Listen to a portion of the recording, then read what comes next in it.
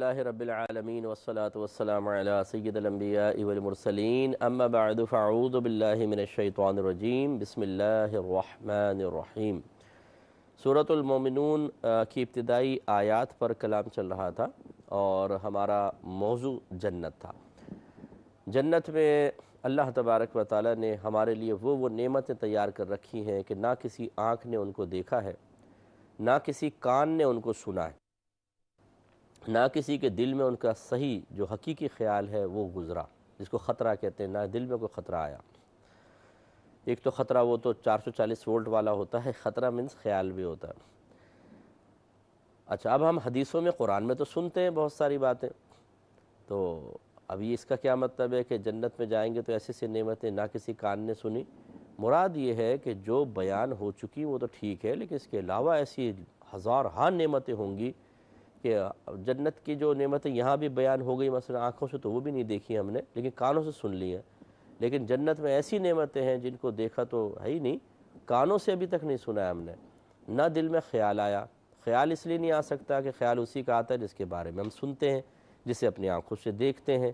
جس کی کوئی مثال موجود ہوتی ہے، اور جنت کی نعمتوں کی مثال دنیا میں نہیں حاصل ہو سکتی۔ لیکن یہ ضرور ہے کہ وہ ایسا مقام ہے اللہ کی رحمت کا مقام کہ جو ایک دفعہ داخل ہو گیا وہ متحیر رہے گا، یعنی تحیر، حالت تحیر میں، حالت تعجب میں رہے گا۔ حالت تعجب میں رہنے کا مطلب یہ کیونکہ ہر روز ایک نئی چیز اس کے سامنے آئے گی، ہر روز ایک نئی چیز سامنے آئے گی۔ وہاں بوریت نہیں ہے نا اصل میں، آپ دیکھیں نا کہ جنت میں کوئی تکلیف نہیں ہے، اور بوریت خود ایک مستقل تکلیف ہے، یاد رکھیں۔ جب انسان بور ہو جاتا ہے، ٹی وی دیکھتے رہے، یار کچھ بھی نہیں ہے، یوٹیوب پہ چلے گئے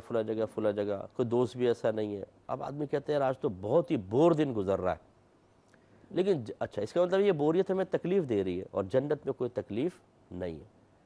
تو اللہ تبارک و تعالیٰ کا کمال قدرت آپ دیکھیے گا جنت میں، ہمیشہ ہمیشہ ہم رہیں گے، دن کتنے ہوں گے، سال کتنے ہوں گے، صدیاں کتنی ہوں گی، لیکن بوریت نہیں ہوگی۔ وہاں ایسا ماحول اللہ تعالیٰ بنا کے رکھے گا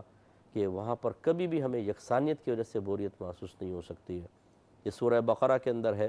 اللہ تعالیٰ فرماتا ہے کہ جو نیک لوگ ہوں گے ان کو جنت دی جائے گی، جب انہیں پھل دیا جائے گا جنتیوں کو تو وہ کہیں گے یہ پھل تو ہمیں پہلے بھی دیا گیا۔ تو اللہ تعالیٰ فرماتا ہے حالانکہ انہیں اس سے مشابہ پھل دیا گیا ہے۔ اس کی تفسیر میں علماء نے فرمایا کہ انسان جنت میں پھل کھائے گا، اس کا ذائقہ اس کو معلوم ہو جائے گا کہ یہ ذائقہ ہے، پھر وہ اس کا دوبارہ دل چاہے گا وہ پھل کھانے لگے گا، ویسے ہی بالکل پھل ہوگا، کہے گا یہ تو پہلے بھی کھایا ہے، لیکن جب کھائے گا تو نیا ذائقہ ہوگا اس کے اندر۔ ایسی عجیب و غریب چیزیں جنت میں اللہ نے تیار کر رکھی ہیں کہ کچھ انتہا نہیں۔ اس کے لیے اگر ہم محنت نہ کریں، اس کے لیے اپنے نفس کو مغلوب نہ کریں، اس کے لیے بیکار کاموں کو نہ چھوڑیں، گناہوں سے کنارہ کشی اختیار نہ کریں تو بہت ہی بے وقوفی کی بات ہے۔ تو اللہ تعالیٰ نے یہاں پر کچھ ایسے امور کا ذکر فرمایا جو ہمیں اس جنت کے راستے کو آسان کرنے میں معاون ثابت ہو سکتے ہیں، کچھ ایسے امور ہیں جو اس راستے کو مشکل بھی بنا سکتے ہیں۔ تو ارشاد فرمایا کہ الذین هم فی صلاتہم خاشعون، یہ وہ لوگ ہیں، یعنی مومنون فلاح پا گئے۔ پہلے فرمایا تھا قد افلح المؤمنون، بے شک مومن فلاح پا گئے۔ کون مومنون؟ وہ جو اپنی نماز میں خشوع و خضوع کرنے والے ہیں، اس کی تفصیل میں ذکر کر چکا ہوں۔ اور دوسرا ہمارا چل رہا تھا والذین هم عن اللغو معرضون، اور وہ لوگ جو لغو سے اعراض کرنے والے ہیں۔ تو یہ میں نے آپ کو سمجھایا تھا، ہر وہ چیز کہ جو بیکار قسم کی ہو، نہ دنیا کا فائدہ نہ دین کا فائدہ، بلکہ اس میں دنیا کا بھی نقصان، کہ جو دیکھیں بیکار قسم کے ہوتے ہیں، پڑے رہتے ہیں، کام کاج نہیں کرتے۔ اگر اتنا ہی ٹائم یہ کام کاج پہ لگاتے تو دنیا کا نفع ہوتا، سکون حاصل ہوتا، گھر والوں کو مالی لحاظ سے آسودگی حاصل ہوتی، لیکن نکمے نکھٹو ہوتے ہیں، پڑے رہتے ہیں، کماتے نہیں ہیں۔ اور اسی طریقے سے پھر دین کا نقصان بہت زیادہ ہے کہ جب انسان بیکار کام میں لگ جاتا ہے اتنی دیر دین کا کام نہیں کر سکتا، تو نہ دنیا کا فائدہ نہ دین کا فائدہ، وہ بیکار ہے۔ اور اس میں دین کا فائدہ ہو یا دنیا کا تو اس کو ہم کر سکتے ہیں۔ دنیا کا فائدہ بھی وہ جس کے حصول کو شریعت جائز کہے نا، گن پوائنٹ پر موبائل چھین کر اس کو بیچ کر پیسے لینا دنیاوی فائدہ تو یہ بھی آ گیا۔ تو مطلقاً فائدہ میرا مقصود نہیں ہے کہنا، بلکہ دنیاوی فائدہ وہ جس کو شریعت حاصل کرنے کو جائز کہے۔ تو خلاصہ کلام یہ ہے، اللہ تعالیٰ نے فرمایا کہ وہ لوگ جو جنت مومنون ہیں، جن کے لیے اللہ نے جنت تیار کر رکھی ہے، ان کی ایک نشانی یہ ہے کہ وہ الٹی سیدھی چیزوں سے، بیکار کاموں سے اعراض کریں گے۔ تو میں نے پچھلے 2 پروگرامز میں کافی اس کے بارے میں کلام کیا۔ تھوڑا سا کھیل کود کے بارے میں ضرور میں گزارش کروں گا کہ یہ بہت ہی ہمارے وقت کے ضیاع کا سبب بن جاتا ہے بسا اوقات۔ ایک ہوتا ہے کرکٹ دیکھنا وغیرہ، تھوڑا بہت انسان دیکھ لے اپنی نگاہوں کی حفاظت کے ساتھ اور مقصود بھی صحیح ہو۔ میں آپ کو بارہا یہ جملے عرض کرتا رہتا ہوں کہ یہ ہماری منزل نہیں ہے، ہمارے مقصود نہیں ہوتے، بلکہ یہ کسی اور اچھے مقصد کا کے لیے، کہ حصول کے لیے وسیلہ و ذریعہ بن سکتے ہیں۔ کہ مثال کے طور پہ انسان کو تھوڑا طبیعت میں نشاط چاہیے، کام کر کر کے تھک گئے ہیں، تھوڑا سا انسان تھوڑا فریش ہو جائے، پھر دوبارہ کام کر لیں، چاہے وہ دین کا کام ہو، دنیا کا کام ہو، اسٹڈی وغیرہ جیسے دنیاوی تعلیم ہے، تو پھر یہ تھوڑی بہت چیزیں تو چل جاتی ہیں، بشرطے کہ وہ کوئی ناجائز چیز نہ ہو تو یہ چل سکتا ہے۔ تو ہم کھیل کود کی چونکہ بات کر رہے ہیں، اب اس میں بعض اوقات جو جیسے پورا دن بیٹھ کر ٹی وی کے سامنے میچز دیکھنا، یہ بہت لمبا وقت ضائع کرنا ہے۔ اس میں سے تھوڑا سا وقت آدمی دوسرے اچھے کاموں میں لگا کر تھوڑا بہت اور بھی کام کرنے چاہیے، لیکن ہم شترے بے مہار ہیں، بس اس طرف آئیں گے تو ادھر نکل جائیں گے، ادھر آئیں گے تو پورے ادھر نکل جائیں گے، تو سارا دن، خصوصاً جب چھٹی کے دن میں اس طرح کی کچھ چیزیں ہوتی ہیں تو پھر وہ سارا دن چلتا رہتا ہے۔ یہ مناسب نہیں ہے، اس میں ہمیں توجہ کرنی چاہیے۔ ایسے جب خود کھیل کود کی طرف جاتے ہیں تو 4 گھنٹے 5 گھنٹے کھیلتے رہتے ہیں، کرکٹ چل رہا، ہاکی چل رہی ہے جی، اور کوئی پرواہ نہیں ہے، نہ نمازوں کی فکر ہے نہ کچھ۔ حتیٰ کہ رمضان کے اندر اتنا متبرک مہینہ ہوتا ہے کہ جس میں اللہ تبارک و تعالیٰ کی رضا اور رحمت کو حاصل کرنا چاہیے۔ اللہ تعالیٰ کی خصوصی رحمتیں روزانہ بندوں کی طرف متوجہ ہو رہی ہیں، خصوصاً رات میں۔ اور یہاں ہمارے نوجوان اپنا پورا ایک پروگرام بنا لیتے ہیں کہ یہ روزانہ رات کو عشاء کی نماز کے بعد میچز شروع ہوں گے اور سحری تک جاری رہیں گے۔ شور شرابہ، محلے والے پریشان ہیں، چیخیں مار رہے، اور لائٹیں جل رہی ہیں، وہ بھی کنڈا ڈال کے نا، حرام کی لائٹ جلا کر، اور پورے میچز چل رہے ہیں، اس میں جوئے لگ رہے ہیں باقاعدہ۔ یہ بھی نہیں پتہ کہ کہاں پر جو ہے وہ جو انٹری فیس کے نام سے آپ پیسہ لے رہے ہیں وہ جوا متحقق ہو رہا ہے، کوئی پرواہ نہیں ہے، اور ساری رات ضائع۔ پھر نتیجہ نکلتا ہے کہ پھر وہ دن کا اکثر حصہ سوتے ہوئے گزرتا ہے، اس طرح وہ روزہ رکھتے ہیں تو اپنا وقت ضائع کر رہے ہیں۔ اسی طرح مطلب اس پہ انٹرنیٹ کے اوپر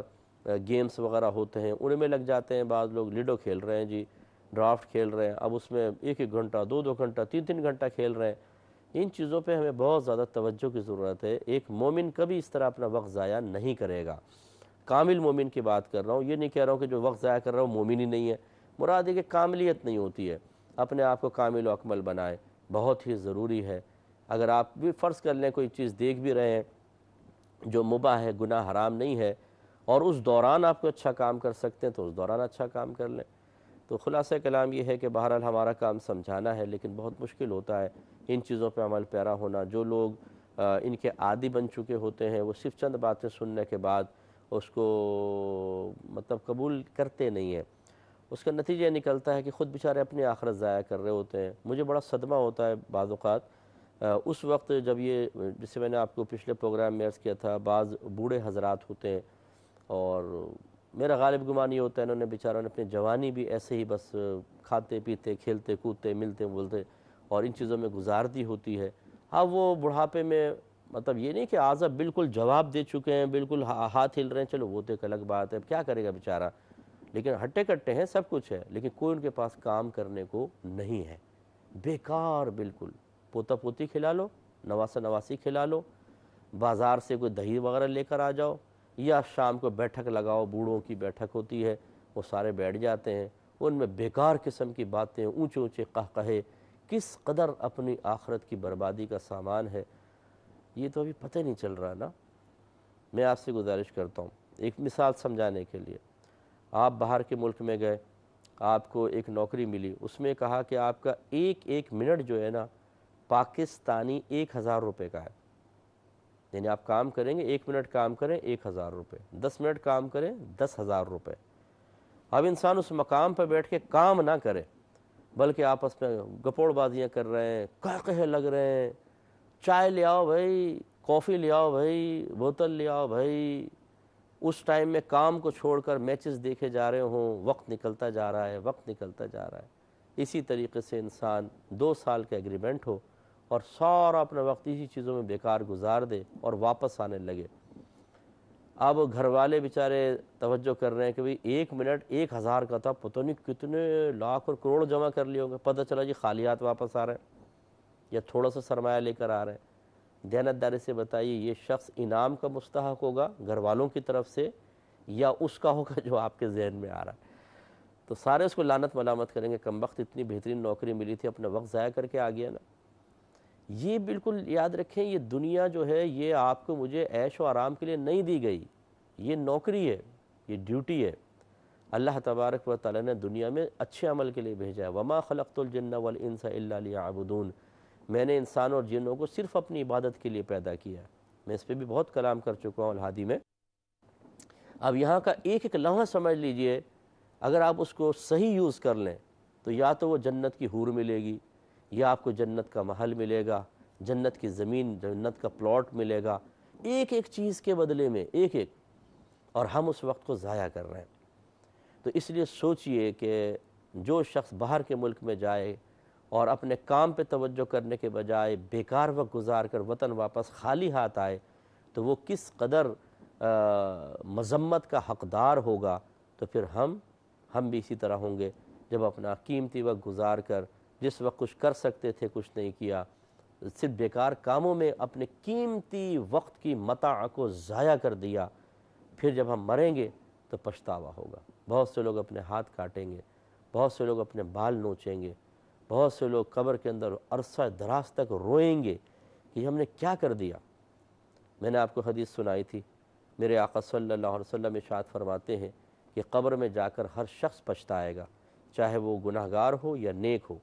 صحابہ کرام علیہم رضوان نے عرض کیا رسول اللہ صلی اللہ علیہ وسلم، گناہگار کا پچھتانا تو سمجھ میں آتا ہے، نیک کیوں پچھتائے گا؟ سرکار نے فرمایا یہ ان لمحات کو یاد کر کے پچھتائے گا جس میں وہ کوئی نیک عمل کر سکتا تھا لیکن اس نے اس کو ضائع کر دیا۔ اچھا، اب آپ یہ کہیں گے مفتی صاحب کہ 24 گھنٹے ہم لگے رہیں، یہ تو بہت مشکل کام ہے، اور جب نہیں لگے رہیں گے تو وہ وقت ہم نے گویا کہ نکل ہی گیا اور اس پر ہمیں پچھتاوا ہوگا۔ تو بھائی جب آپ کو پتہ، آپ خود اقرار کر رہے ہیں کہ کیا 24 گھنٹے ہم کر سکتے ہیں؟ نہیں، پھر آپ نے کہا جتنا وقت، پھر اس کا مطلب ہے کچھ بیکار گیا اس پہ پچھتاوا ہوگا، تو پچھتاوا تکلیف دے گا نہیں دے گا؟ تو 24 گھنٹے جو اپنے وقت کو ضائع کرے تو اس کو تو زیادہ تکلیف ہوگی نا۔ سمجھانا یہی مقصود ہے کہ اپنے آپ کو اچھی طرح استعمال کریں۔ پھر اس میں اب دیکھیں، ہم بھی، میں ایک عالم دین ہوں، ہم بھی 24 گھنٹے تو کام نہیں کر سکتے نا، جسم کی ایک مشینری ہے، کب تک کام کرے گی؟ دماغ آخر کب تک پڑھائیں گے؟ پھر ہمیں بھی کچھ ایسے مباح امور سے حفظ نفس حاصل کرنا پڑتا ہے کہ جس کے بعد طبیعت میں نشاط پیدا ہوتا ہے، ذہن کو تھوڑا سکون ملتا ہے، طبیعت کو ریلیف ملتا ہے، پھر ہم اس کے بعد دوبارہ کام شروع کرتے ہیں۔ اب یہ جتنا وقت ہم نکال رہے ہیں، اگر اس میں ہمارا مقصد نیک ہو، وہی میں آپ کو سمجھا رہا ہوں کہ اب اس میں اگر مقصد نیک ہو کہ یہ میں اس لیے کر رہا ہوں تاکہ مجھے دوبارہ تقویت حاصل ہو، یاد رکھیں اب یہ بیکار نہیں ہے۔ مثلا فرض کرنے ایک آدمی کتاب لکھ رہا ہے اور اس کے بعد وہ کہتا ہے بھی تھک گیا ہوں، تھوڑی دیر میں لیٹتا ہوں، آنکھیں بند کر کے 25 منٹ 30 منٹ وہ ایسے ہی لیٹا رہا تاکہ ذہن کو سکون ملے، طبیعت کو آرام، پھر اٹھ کے کرنے لگا۔ اب یہ 30 منٹ یہ بھی لیٹا ہے لیکن یہ بیکار نہیں ہے، اس کے یہ 30 منٹ چونکہ اس کام کی تیاری کے لیے وقف کر دیے گئے تھے، اس لیے اس پہ اس کو ثواب ملے گا۔ اچھا فرض کر لیں کہ یہ تو چلو ایک اچھی نیت کے ساتھ تھا، اچھی نیت بھی نہ ہو، ایسے ہی پڑ گئے، 30 منٹ ضائع تو ہوئے نا، لیکن یہ ضرور ہوگا کہ جب ہم اپنے وقت کو صحیح استعمال کرنے کے عادی بنتے ہیں، پھر کوئی اس طرح وقت ضائع ہوتا ہے تو اس پہ پیدا ہوتا ہے پچھتاوا، ندامت پیدا ہوتی ہے، افسوس ہوتا ہے یار اتنا وقت خواہ ضائع ہو گیا۔ یہ ندامت اس کا کفارہ بن جاتی ہے۔ یہ اچھی طرح یاد رکھیں، جس طرح گناہگار کوئی گناہ کرتا ہے اور اپنے گناہ پہ نادم و شرمندہ ہوتا ہے تو بسا اوقات تو ابھی وہ توبہ کے الفاظ کہتا نہیں ہے لیکن اس کی ندامت اور شرمندگی کی بنا پر اللہ تعالیٰ اس کے گناہ کو ختم فرما دیتا ہے۔ ایسی جو اپنے وقت کو صحیح استعمال کا عادی بن جائے اور وہ اپنے ایک ایک وقت کی قیمت کو جانتا ہے کہ کس قدر قیمتی وقت ہے، اس کو اگر کبھی ایسا غفلت آ جاتی ہے یا نفس کا غلبہ چلے ہو گیا کسی دن اور زیادہ وہ وقت کسی میں لگا دیا، اس نے آدھا گھنٹہ لگانا چاہیے تھا 1 گھنٹہ لگا دیا، تو اس آدھا گھنٹہ جو زیادہ لگایا اس پہ اس کو پچھتاوا ضرور ہوگا، اس کو ندامت ہوگی اور آج یہ وقت ضائع ہو گیا، اچھا خاصا روٹین چل رہا تھا، میں خواہ غفلت کی طرف چلا گیا۔ بس یہ جو اس کی سوچ ہے، یہ اس کی فکر، یہ اس کی ندامت، یہ احساس ضیاع، کہ ضائع ہونے کا احساس، اللہ تعالیٰ اس پر بھی اس کو اجر دے گا اور انشاءاللہ مجھے اللہ کی رحمت سے امید ہے جو اس کا وقت نکلا ہے وہ وقت ضائع نہیں کہلائے گا، بلکہ اس کا بھی اللہ تعالیٰ اس کو بدلہ دے دے گا۔ تو یہ معلوم یہ ہوا کہ جب ہم یہ سوچ اور فکر اپنے اندر پیدا کر لیتے ہیں کہ مجھے اپنے وقت کو صحیح استعمال کرنا ہے، ضائع نہیں کرنا ہے، اور ضائع ہو تو اس پہ ہمیں ندامت پچھتاوا ہو، یہ بہت ہی بہترین چیز ہے، اور یہ بہت ہی اچھا انسان ہے کہ جو بہت اچھے پازیٹیو وے میں جا رہا ہے، اور انشاءاللہ یہ کامیاب ہوگا۔ میں صرف سمجھانے کے لیے آپ کو عرض کر رہا ہوں، قائد اعظم محمد علی جناح صاحب کی مثال آپ لے لیں، انہوں نے رات دن پاکستان بنانے کے لیے محنت کی، تو کیا وہ اپنا کوئی وقت بیکار ضائع کرتے ہوں گے؟ اللہ تعالیٰ نے ان کو ایک ایسے کام کی مشغولیت دے دی کہ انہیں اب اگر وہ لیٹتے بھی ہوں گے نا تو فکر یہ ہوگی تھوڑی دیر میں لیٹو ورنہ بالکل صحت ہی ختم ہو جائے گی، تھوڑی دیر آرام کر لیتا ہوں، پھر فلاں سے ملنا ہے، فلاں جگہ جانا ہے، فلاں جگہ تقریر کرنی ہے، فلاں جگہ بیان کرنا ہے، فلاں جگہ میٹنگ ہے، فلاں ڈاکومنٹس جمع کرانے ہیں، فلاں سے مطلب گفتگو کرنی ہے، ڈیبیٹ ہونی ہے، اسی سوچ اور فکر میں۔ تو اب ان کا لیٹنا وغیرہ یہ کوئی بیکار نہیں ہوگا۔ سمجھانا یہ مقصود ہے، جتنے بھی بڑے بڑے لیڈر ہوتے ہیں جو پازیٹیو کام کرنے والے، نیگیٹیو کی بات نہیں کر رہا ہوں، تو یہ کس طریقے سے اپنے 24 گھنٹے کو استعمال کرتے ہیں، اور تو یہ چیز ایک عام آدمی کو بھی سمجھ لینی چاہیے۔ اگر آپ اور میں اور کچھ نہیں تو اپنے ملک کے لیے سوچنا شروع کر دیں، آخرت تو کے لیے تو سب سے پہلے سوچیں، پھر جو باقی وقت بچتا ہے، یار میں اپنے ملک کے لیے کیا کر سکتا ہوں، جس ملک میں میں رہ رہا ہوں، جس ملک میں مجھے اللہ نے ایک آزادی سے سانس لینے کی توفیق عطا فرمائی، میں اس کے لیے کیا کر سکتا ہوں۔ بس یہ نقطہ آغاز ہوتا ہے انسان کی صلاحیتوں کے اپنے ملک کے لیے استعمال کے لیے، نقطہ آغاز میں کیا کر سکتا ہوں۔ اگر کچھ بھی نظر نہیں آتا تو مشاورت ہونی چاہیے، کسی سے مشاورت کریں، یار میں کیا کر سکتا ہوں، اور اگر کوئی ایسا مشیر نہ ملے تو پھر انسان اور چیزیں ذرا اپنے لیڈرز کو پڑھ لے، پرانے لیڈرز کو، ان کو پڑھ کے آئیڈیاز حاصل ہوتے ہیں، اور کہیں اچھی جگہ مل جاتی ہے مشاورت تو اس کو بنیاد بنا کر انسان کام کرے، بس وہیں سے پھر اس کی صلاحیتیں استعمال ہونا شروع ہو جاتی ہیں، اور کچھ نہ کچھ پازیٹیو رزلٹ نکلتا ہے۔ اللہ تعالیٰ سمجھ کی توفیق عطا فرمائے، آمین، وآخر دعوانا ان الحمدللہ رب العالمین۔